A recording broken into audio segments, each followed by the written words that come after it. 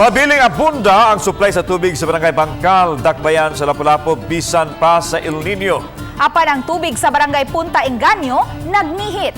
Desalination project tali sa lokal nga kagamhanan sa Dakbayan sa Lapu-Lapu ug usa ka pribadong kompanya sukad pa tuig 2019 nga tubag unta sa kakuwangan sa tubig apan hangtod karon wala pa makabuelo. Ani ang report. May El Nino phenomenon man o wala, matag adlaw ng talan-awon kining mga water tanker nga maghatod og tubig sa kabalayan sa Barangay Punta Engaño. Mga residente mag-iyahay sa pagpagawa sa ilang baril sa tubig aron masayon ra usab kining maabot sa water hose sa mga water tanker. 2013 nang adunay water connection sa MCWD si Vilma Estardo ug ang iyang mga silingan sa Sitio Kulo apan kanunay walay agas ang tubig. Tuyo na lang namog paputol kay magsige man mig bayad og minimum nga kapin gatos man guro to. Nagsobra tuig kung binayad wala mo agas masigamay. Gani sagad sa mga tubo sa tubig sa Sitio Kulo nangalata ug nangabuak na lang. Busa si Vilma ug ang iyang mga silingan, mamalit na lang og tubig sa tag 50 pesos ngadto sa tag 60 pesos matag baril aron lang adunay magamit pangkaligo, laba, luto ug pagpanglimpyo sa CR. Susama usab ang kahimtangan na sinati sa Baneng Wagwag. Apan nakahukom ang Baneng Wagwag nga antuso na lang ang pagbayad sa tag 155 pesos ang minimum nga bayranan sa MCWD matag buwan. Bisan kun walay aga sa tubig kay buot nilang malikayan ang kahasol nga magpataod na usab og bagong linya sa tubig. Wala lagi may magpaputol kay pasalig mga MC. Mga nanay source, magbaybaw na sila kay mapaagas. Ang sitwasyon sa Sitio Kulo na sinati usab sa tibok Barangay Punta Engaño nga may dulan sa 12,000 ka mga residente. Apan kung nagnihit ang tubig sa Barangay Punta Engaño, abunda ang supply sa tubig sa Barangay Bangkal, diin sagad nahimutang ang mga dagkong water supplier sa Dakbayan. Usa sa mga dagkong water supplier sa Barangay Bangkal, ang Baneng Silawan nga dili lang mga residential areas ang gisuplayan, apan lakip na mga resorts ug mga construction companies. Matod ni Cesar Silawan, niadtong 1980 pa gisugdan sa iyang amahan ang patigayon apan sukad masukad wala sila makasinati og pagnihit sa supply sa tubig. Gani sulod sa ilang compound adunay tulo ka mga atabay.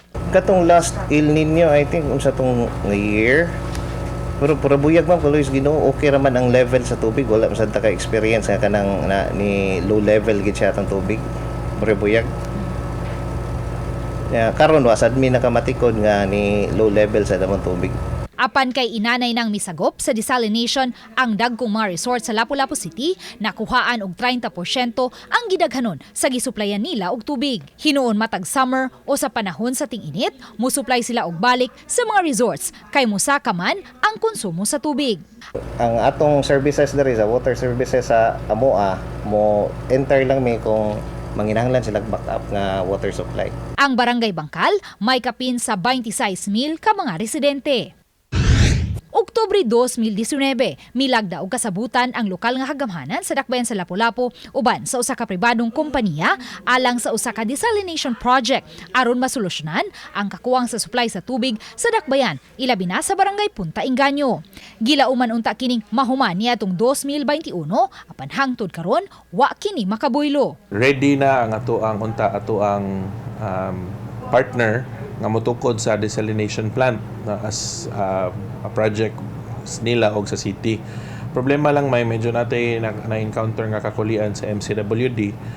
So wala dita ka wala ang MCWD, wala tay ka hatagan or ka daluyan sa tubig. So useless ang mag-build ta og kanang planta. Gipasabot sa MCWD nga nahimutang sa labing tumoy nga dapit ang Barangay Punta Engaño nga mo'y hinungdan nga maglisod na pag-abot ang tubig sa dapit. Di man gud ta kapatakasan og drill og well diha sa Lapu-Lapu kay isla man siya, medyo parat na ang iyahang tubig. Unya nasay mga risk ba of nitrate contamination.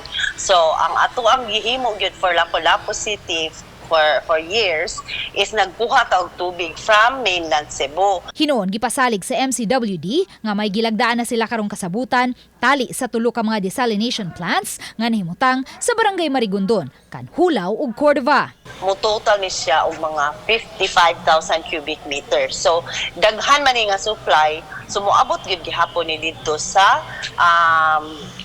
may Punta Engaño. In fact, nag-ready na mi og distribution line ani. Uban ni Marlon Malgazo, Luan Merondina, Balitang Bisdak.